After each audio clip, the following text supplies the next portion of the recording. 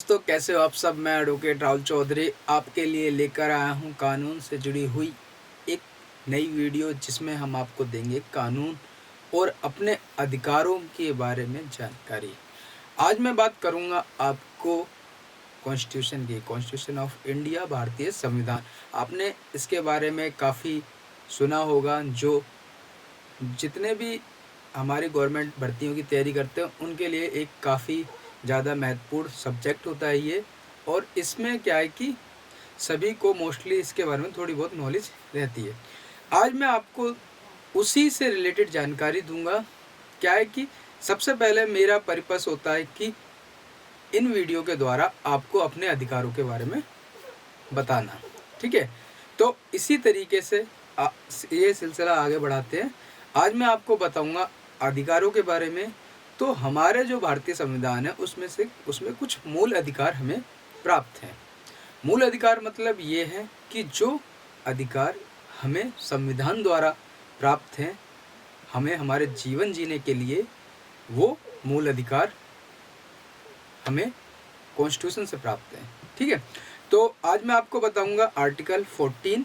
दोस्तों, जो हमारा आर्टिकल 14 है ये समानता का अधिकार देता है आपको। इस अधिकार को मैं व्याख्या करने के लिए दो शब्दों का यूज़ करूँगा।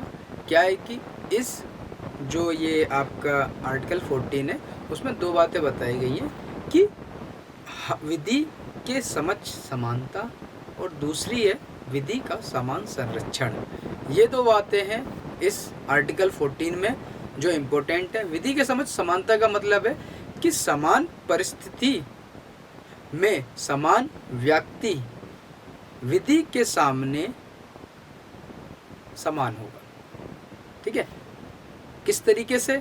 मतलब कि अगर और उसके साथ किसी भी तरीके का लिंग भेद वगैरह नहीं किया जाएगा। तो आपका जो आपको एक व्यक्ति को जो मिलेगा, ठीक है, वो जो मतलब कि एक कानून एक आदमी के लिए जो है वही दूसरे आदमी के लिए भी वही कानून रहेगा, ठीक है।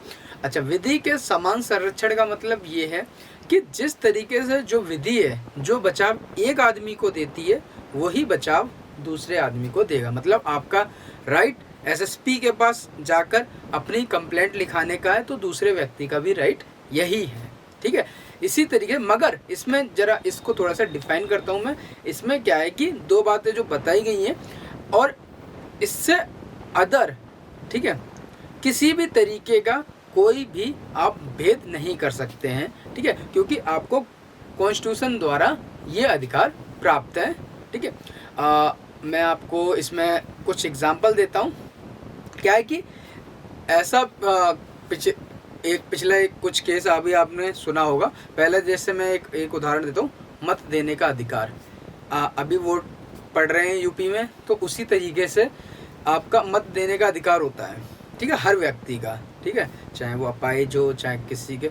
अगर किसी वर्ग समूह को अगर मत देने का अधिकार रोक दिया जाए तो क्या वो उसके कॉन्स्टिट्यूशनल राइट का हनन है या नहीं है? बिल्कुल है, क्योंकि आपका बताया गया है कि हर तरीके से आपको मत देने का अधिकार है, ठीक है। अच्छा, इसमें एक केस भी हुआ था, फेमस केस है, कि इसमें ये बताया गया था कि हमारे जो बंदी गृह होते हैं, जेल होते हैं, उसमें जो व्यक्ति बंद हैं क्या उन्हें मत देने का अधिकार है या नहीं है? मत देने का अधिकार उनका है या नहीं है? देखिए, परिस्थिति मैंने आपको बताया कि इसमें, अच्छा, इस सबसे पहले इसमें बात ये इस बात को हम बाद में रखते हैं। पहले ये बात रखते हैं कि क्या हमारे ये जो अधिकार है इसमें परिवर्तन हो सकता है या नहीं। हाँ, अगर आपका किसी भी तरीके का युक्ति युक्त, मतलब कि युक्ति युक्त और स्वास्थ्य से जुड़ा अगर कुछ भी ऐसा होता है कि जिसमें एक समूह को उसके अधिकार से वंचित किया जाना जरूरी है, तो ये अधिकार भी रोके जा सकते हैं, ठीक है। तो हमारा यही, अगर आपके साथ किसी भी तरीके का कोई भेदभाव हो रहा है कोई भी, तो आप कॉन्स्टिट्यूशनल राइट का आप उसमें विवरण दे सकते हैं कि हमारे मूल अधिकार है किसी भी तरीके का। अगर जैसे मान लीजिए एक मान लीजिए कोई कंपनी है जिसमें एक ही कार्य को करने वाले 2 व्यक्ति हैं और दोनों को अलग अलग वेतन दिया जा रहा है, तो वो अधिकार का हनन है। इसी तरीके से आपके साथ कोई भी समाज में इस तरीके से लग रहा है आपको कि आपके साथ भेदभाव हो रहा है, तो समानता का अधिकार आर्टिकल 14 में आप उसका एक्सप्लेन कर सकते हैं और आपको कहीं ना कहीं उसके लिए बेनिफिशियल साबित होगा और आपको इसमें फ़ायदा मिलेगा। आई होप आपको आर्टिकल 14 समझ में आया होगा। नेक्स्ट वीडियो में नए टॉपिक पर बात करेंगे। टेक केयर, बने रहिए।